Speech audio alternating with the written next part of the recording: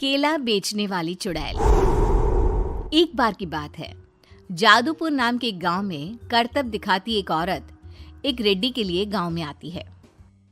आइए आइए मेहरबान कदरदान, खाइए रोहड़ा के ताजे ताजे केले। कभी खाए नहीं होंगे ऐसे केले, पीले पीले केले खाइए। ये कहकर रोहड़ा हाथों में 4 केले लिए उन्हें सर्कल में जोर जोर से हवा में उछालती हुई करतब दिखाती है, जिसे देखकर आसपास के सारे बच्चे अपने अपने मम्मी पापा से उस औरत के पास जाने की जिद करने लग जाते हैं। पापा, ऐसा तो सर्कस में बॉल से होता है ना, ये आंटी तो केले से कर रही है। चलिए ना पापा, देखते हैं। रोहड़ा एक पतली सी तार पर चलती हुई केलों से करतब दिखाती है। आते जाते सभी लोग बाहर रुककर उसके करतब देखते हैं और वाह वाही करते नहीं थकते। जैसे ही एक आदमी पास आकर उसे पैसे देने लग जाता है, तब वो कहती है, अरे नहीं नहीं साहब, मैं करतब तो बच्चों के मन को बहलाने के लिए करती हूँ। धंधा तो मेरा केले का है। पीछे देखो मेरी रिड्डी, जो भी मेरे केले खाएगा मेरी तरह चुस्त दुरुस्त और तंदुरुस्त हो जाएगा। पता चलता है क्या कि मेरी उम्र 55 की है। अरे पर ऐसे ठंड के मौसम में कोई केला क्यों खाएगा? ये ऐसे वैसे केले नहीं है साहब, ये शरीर में गर्मी देते हैं। ठंड को दूर भगाए जो भी रोहिणा के केले खाए। पापा, अगर मुझे केले नहीं मिले तो मैं घर नहीं जाऊंगी।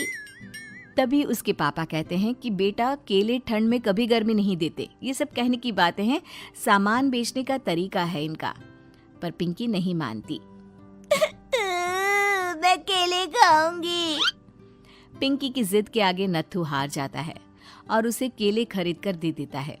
पिंकी खुश होकर केले घर ले आकर खाती है।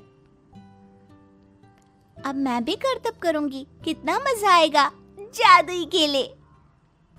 पिंकी पहला केला खत्म भी नहीं करती कि वो बेहोश हो जाती है। दूसरे केले से एक काला धुआं आता है और रोहड़ा चुड़ैल बनकर बाहर निकल आती है। मेरे भूतिया केले बच्चे न खाए, ऐसा हो ही नहीं सकता। जादूपुर वालों, कब तक बचोगे? आ गई हूं मैं रोहड़ा, जिसका कोई नहीं कर सकता सामना। रोहड़ा पिंकी को गोद में उठाकर काले धुएं में कहीं गायब हो जाती है। शाम के वक्त नत्थू घर लौटता है और पिंकी को घर में ना पाकर उसकी माँ से कहता है, माँ पिंकी कहाँ है?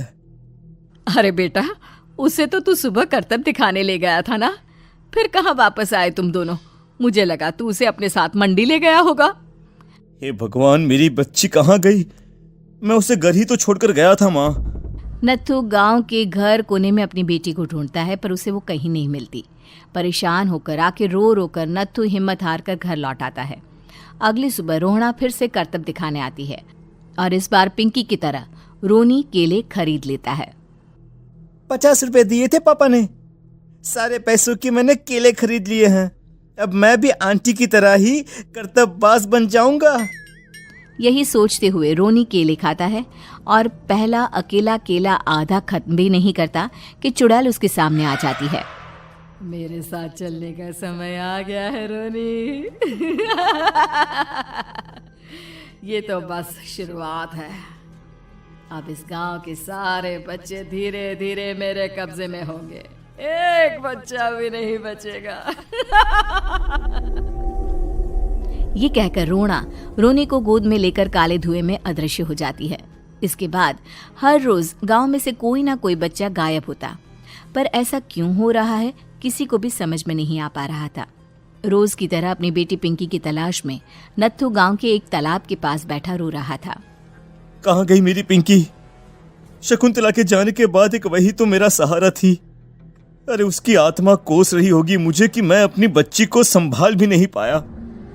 नत्थू ये कहता हुआ रो ही रहा था कि तभी तालाब में से उसे शकुंतला की आवाज सुनाई देती है।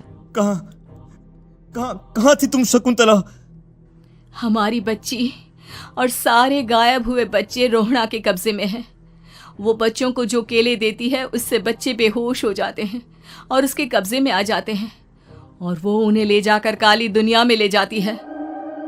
पर वो ऐसा क्यों कर रही है? ये मैं नहीं जानती, पर उस दुनिया का रास्ता मैं आपको बता सकती हूँ। जहां ये नदी खत्म होती है वहां एक केले का पेड़ है, उसके नीचे एक दरवाजा है, वहीं से रास्ता जाता है उस दुनिया का। ये कहकर शकुंतला की आत्मा गायब हो जाती है। गांव के सभी लोग झुंड बनाकर उसी रास्ते से काली दुनिया में चले जाते हैं और वहां देखते हैं कि सारे बच्चे वहां काम कर रहे थे। पापा मुझे ले चलो यहाँ से। पापा पापा। सभी बच्चे अपने मम्मी पापा से लिपट जाते हैं। तो तुम लोग यहाँ तक आ गए? क्यों हमारे बच्चों को पकड़ लिया तूने? तुझे शिकार ही बनाना है तो ले, हम सब आ गए हैं, हमें खा ले। नहीं, मुझे बच्चे चाहिए। मेरे बच्चे के बदले तुम लोगों के बच्चे। क्या मतलब? मैं इसी गांव में रहने वाली एक औरत थी। केले की चोरी के इल्जाम में मेरे बेटे को गांव वालों ने इतना मारा कि वो मर गया। उसी दिन मैंने ठान लिया कि गांव वालों का भी वही हाल करूंगी। कुछ दिन बाद बेटे के चले जाने के दुख में मैं भी मर गई और मेरी भटकती आत्मा एक चुड़ैल बन गई। और फिर मैंने बदला लिया तुम सबके बच्चे छीनकर। बर्दाश्त नहीं कर पाए ना? सोचो मुझ पर क्या बीती होगी। हमें माफ कर दो रोना। पता नहीं ये किसकी गलती थी, पर हम सभी माफी मांगते हैं। हमारी खुशियां लौटा दो, तुम भी तो एक माँ हो। गांव वालों की बात सुनकर रोना का मन पिघल जाता है और वो बच्चों को छोड़ देती है। उसके बाद काली दुनिया बच्चों के लिए जादुई दुनिया बन जाती है। अब कोई भी कभी भी वहां आ जा सकता था।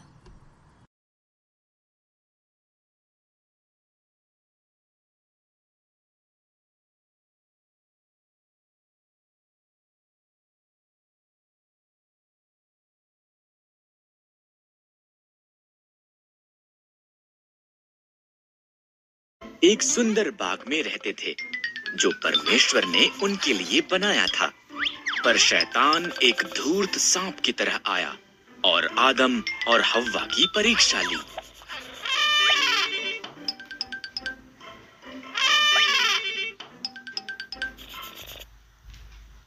क्या परमेश्वर ने तुमको सही में कहा इन पेड़ों के फलों को मत खाओ? सांप ने हव्वा से पूछा। केवल बीज वाले पेड़ से? हव्वा ने जवाब दिया, अगर हम इससे फल खाएं तो हम मर जाएंगे।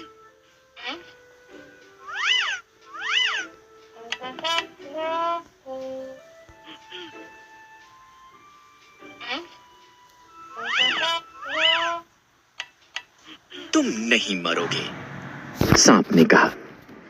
यहां पर एक कारण है कि क्यों परमेश्वर नहीं चाहते कि तुम इस पेड़ से खाओ। अगर तुम खाओगे तो तुम उसके जैसे बन जाओगे। जो वो जानता है तुम भी जानोगे।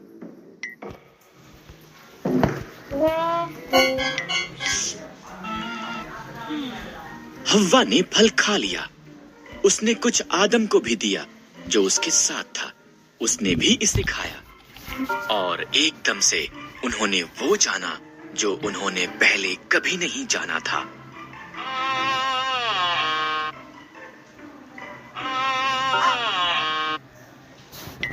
एक बात जो वो जानते थे वो ये कि वो नंगे थे। उन्होंने अपने आप को ढकने के लिए पत्तों को जोड़ जोड़ कर सिल लिया। उन्होंने पहले कभी भी डर और शर्म को महसूस नहीं किया था, इसलिए वो जानते थे कि कुछ गलत हुआ है।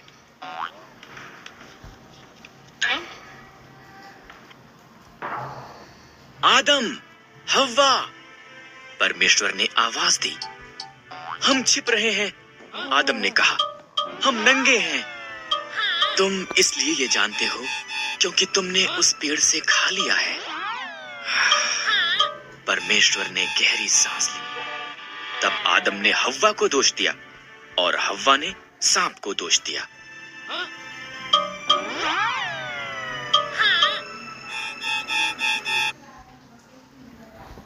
परमेश्वर ने कहा, सांप, तू पेट के बल चलेगा।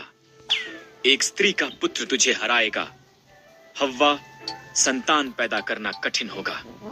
आदम, अन्न उगाना मुश्किल होगा।